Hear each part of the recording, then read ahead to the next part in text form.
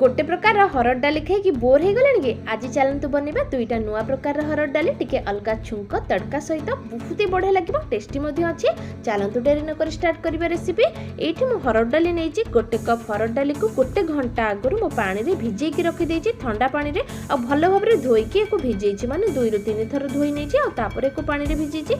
एबे गोटे कुकर को ट्रांसफर करवा। कुकर को ट्रांसफर कलापर आपण इच्छा अनुसार जी डाली नहीं से अनुसार पानी देदेवे। ये लुण देदेबा अल्प किसी हलदी देदेबा। डाली कला बेले जदि आपण टिके टाइम आगुरी को भिजे नौजन तो डाली सिझिबारे बहुत सहज होते। जस्ट आपण बहुत कम समय मध्य डाली प्रस्तुत हो माने सिझिया पे टाइम नबनी। आपनकर गैस भी कम खर्च होबा और टाइम भी बंचिबो। कुकर लीड बंद करनबा और एक गैस रे गोटे हुइसिल हैला पर्यंत बसई नबा माने सिम रे बसैबा। गोटे हुइसिल भितर एटा बढ़िया भाव रे सिझि जिवो। एबे एपटे चलतु फास्ट छुंक रेडी करवा। यहाँ हूँ डाली फास्ट तड़का आ गोटे सेकेंड तड़का लगेबी। ये देखो नहीं रिफाइन ऑयल 2 चम्मच रिफाइन ऑयल यूज कर अल्प किसी जीरा एड करवा। हाफ चम्मच जीरा सहित अल्प किसी ऐड करवा। आम भुर्सुंग पत्र जदि अच्छी पक्का ऐड करूँ बहुत बढ़िया फ्लेवर आसो। जदि ना देन स्किप करें। अल्प किसी हेंगू ऐड करेंगे। हेंगू बिल्कुल भी स्किप करेंगे। हेंगू टेस्ट को बहुत ही बढ़िया बैलेंस करवा और टेस्ट एनहांस करवा। हेंगूर स्मेल रे डालीटा बहुत ही टेस्ट लगे। ये 6 ରୁ 7 पाखुड़ा रसुण नहीं जोटा कि काटिकी 2 फाड़ कर नहीं हल्का हल्का कि भाजिला आम रखिथा डाली ऐड करवा। मु आगुरी कही से गोटे डाली आम 2 प्रकार डाली बनईकी रेडी करवा। तो फास्ट ये अधा डाली यूज कर अधा डाली मुझे रखी आउ गोटे प्रकार डाली जिते बनइबी से आपन को से डाली रेसिपी शेयर करदेवी। रेसिपी देखला पर जदि भल लगे लाइक शेयर कमेंट करने को बिल्कुल भूलिबेनी। और जदि मो चैनल नुआ अच्छा सब्सक्राइब करना पाखर थिबा बेल आइकन को दबाइबा सहित सब्सक्राइब करनेबे। एबे एटी हाफ चम्मच मु ऐड करछि लेमन जूस। आपन जदि खट्टा खाइबे पसंद करंतनी तो लेमन जूस स्किप करि परिबे। किंतु लेमन जूस जदि ऐड करछन ना बहुत बढ़िया फ्लेवर और टेस्ट आसीबो। ये अल्प धनिया पत्र ऐड करबे। हमर डाली ऑलमोस्ट रेडी हो गलानी माने फास्ट छुंक डाली रेडी हो। चलते गोटे बाउल को बाहर करनबा और सेकेंड छुंक रेडी होबा। सेकेंड छुंक मु नहीं अल्प किसी रिफाइन ऑयल और ता सहित अल्प नेली सोरिष जस्ट हाफ चम्मच सोरिष अल्प किसी रसुण गोटे सुखिला लंका।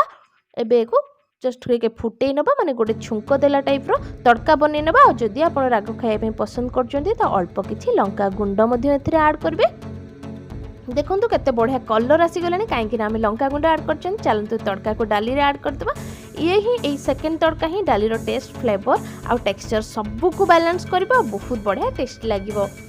चलतु एबे जीवा सेकेंड डाली बनइबा। एक गोले की मो साइड रे रखी नउची आ चलतु सेकेंड डाली बनइबा। कलर देखंतु केते परफेक्ट आसी। सेकेंड डाली पे डाली तो आमे सिझे के रखिचंती जहां हमको छुंक दबार अछि। फास्ट छुंक स्टार्ट करबा अल्प किछि रिफाइन ऑयल सहित रिफाइन ऑयल ता सहित अल्प नेली रसुण जेमती मु कहथली 6 ରୁ 7 पाखुड़ा रसुण छोट छोट काटिके आ जीरा तो मोस्टली ऐड करबे बहुत बढ़िया टेस्ट आ फ्लेवर दिए।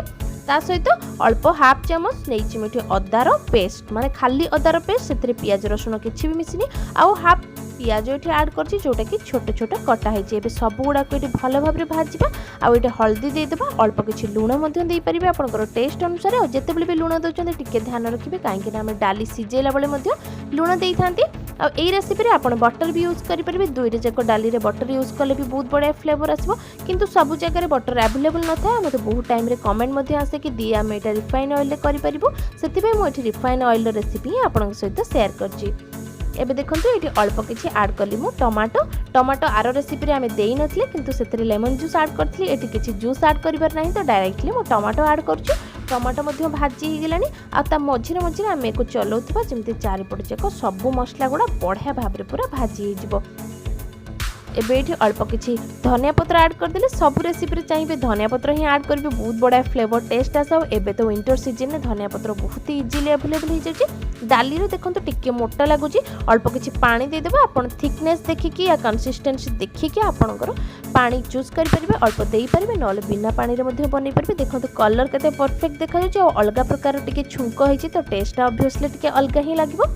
भल फ्लेवर पाई एक 2 ରୁ 3 मिनिट पाई एमिति हमें फुटिया पे छाड़ देबा काहेकि ना मैं अल्प किछि ठंडा पानी एथरे ऐड करथले। फुटला परे यार टेस्ट फ्लेवर सब बैलेंस हो बहुत बढ़िया टेस्ट लगे। देखो मुझे 2 प्रकार डाली बनईकी रेडी कर देछि आ ताकू बाढ़ी मध्य नउछि। आपण एको रोटी भात नान सबु सहित खाई परिबे। आउ एटा डाल फ्राई मध्य कहि परिबे बहुत ही बढ़िया टेस्ट लगिवो।